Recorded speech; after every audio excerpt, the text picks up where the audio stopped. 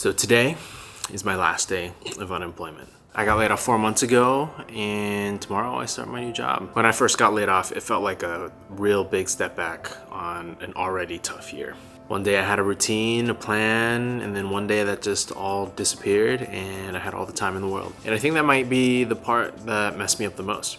But looking back in hindsight, this ended up being one of the most productive periods of my life. Not in like a hustle way, not in like a making money type of way, but in a really meaningful way that I really wasn't expecting. I finally got my PE license, I got engaged, I traveled a ton and met people that I otherwise wouldn't have, and I got my US citizenship. All things that could have kept getting pushed off if I wasn't forced to slow down.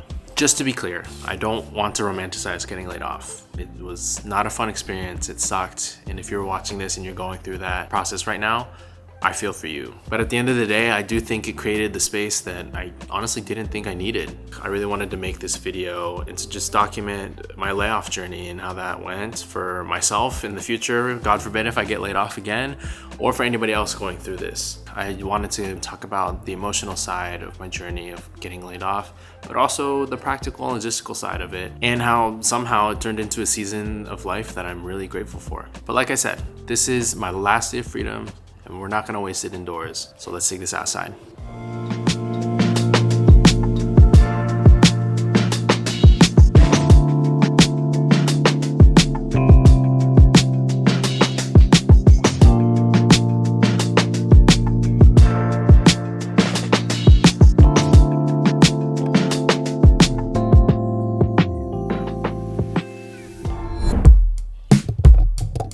We are out here at May Valley Trailhead. Right before I get out on the trail, having a little lunch before I go. Anyways, back to the topic at hand. Let's go back in time a little bit. Let's go back to early September 2025. I'm just minding my own business at home on a Monday, working from home, and at the end of the day, I get a meeting invite.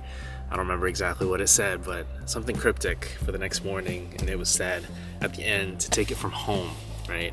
And at that point, I think anybody with any idea of the economic climate that we're in right now would understand what's coming up next. And then lo and behold, the next morning, I get a call from our team lead and HR, and they let me go. They tell me that my role is not available, and just like that, I am without a job.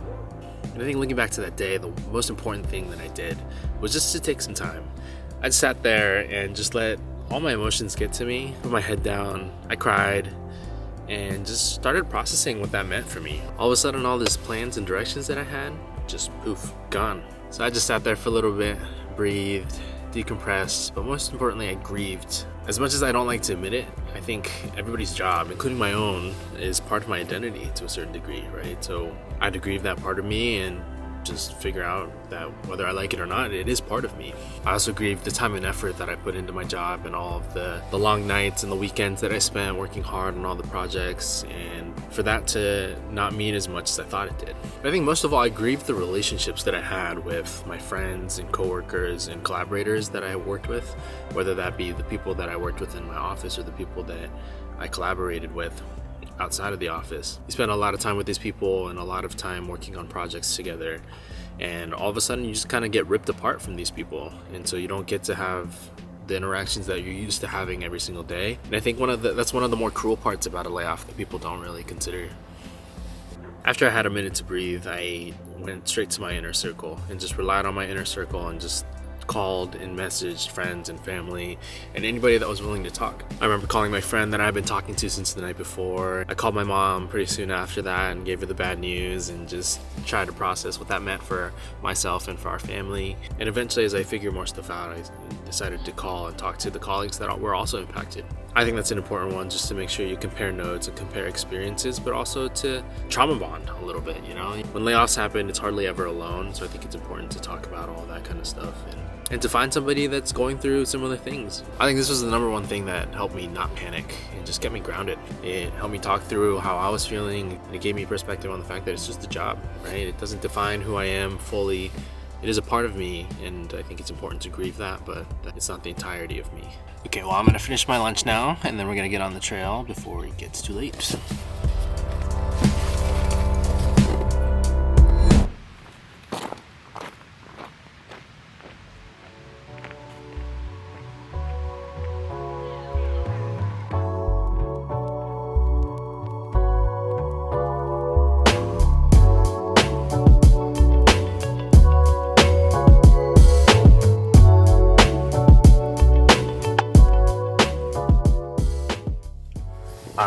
are back.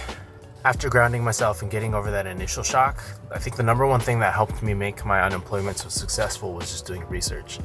Making sure to research your protections and making sure that all of your finances are in line during your layoff or during your unemployment will set you up for success and make sure that you come out the other end okay. If you received any sort of severance package or any documentation that your company is making you sign, make sure you look over that carefully. If you have a lawyer, make sure you put it in front of them so that they can run through it. I also made sure to talk to other colleagues that were affected as well to compare notes and make sure that I got what I deserved and that my colleagues got what they deserved as well. If you're not able to talk to colleagues or if you don't have anyone else that was affected alongside you, then I would suggest to go do your research online and also reach out to other people that might have experienced a layoff in the past as well. Just make sure before you sign anything that you understand all of the terms and you're okay with all of the terms that you've been given. Next, make sure that you look up any assistance programs that are available to you. In my case, and I think typically, unemployment benefits are run through the state. So I made sure to go to the state of Washington's website and to scroll through their page.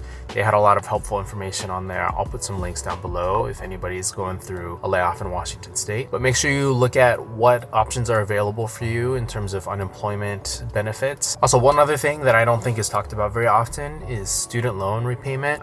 Once you lose your job, you don't have any income to repay your student loans, and so I think it's really important to look at your options in terms of that. I know that for federal loans that you're able to ask for a repayment pause as long as you are unemployed and are looking to get employment in the future. Or if you're thinking about having a career pivot, or if you're looking at options that won't replenish your income back to what you were expecting, then you have the ability to change your repayment plan so that you can look at and change the amount you repay back every month. And one last thing that was on my mind after my layoff is medical insurance. Make sure you figure out if your coverage expires right away or if there's a grace period where your coverage is extended. And then also look at what kind of options are available once your coverage is expired. For me, luckily, I didn't have any medical conditions or medical treatment that I was going through, so I didn't have to dive into this as much. But make sure to look at any state or federal resources that are available to bridge the gap for your insurance and medical needs.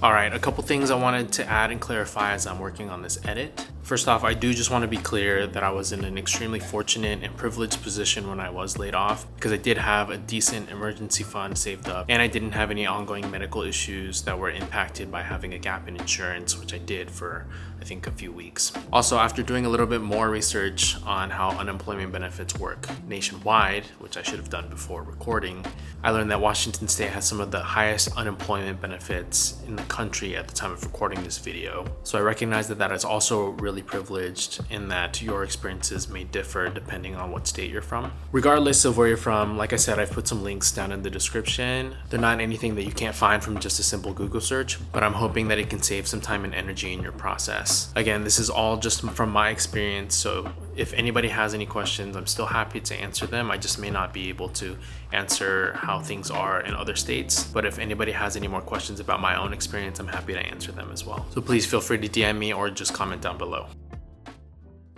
Once I did the research and got all my ducks in a row, I transitioned to just enjoying my time off. And I don't want to ignore the fact that layoffs are going to come with a lot of stress, but I think it's important to make sure to enjoy the time that you get back from the hours that you were working before. For me, that meant diving into hobbies that I've neglected, going into hobbies that I've been wanting to try but never had the time, and just traveling and making sure to spend time with the people that I love and the people that I care about. Go do all the things that you've been wanting to do and just fill your cup. And I think lastly, the thing that'll come with time as you fill your cup is the direction you want to go in. Think about what you want to do next. For me, that meant thinking about whether I want to make a big move, whether I want to make a career pivot, a complete career change. Should I quit engineering and go start a cafe? Or should I just go and travel indefinitely, right? These are all things that crossed my mind at one point or another. Obviously, a lot of those didn't happen. Maybe one of those will strike you, and this might be the perfect moment to just go out and do it. For me, after a lot of reflection and a lot of time, I think a good month or two, I decided to put myself back into the job market where I came from, which is structural engineering, and to go find another engineering job.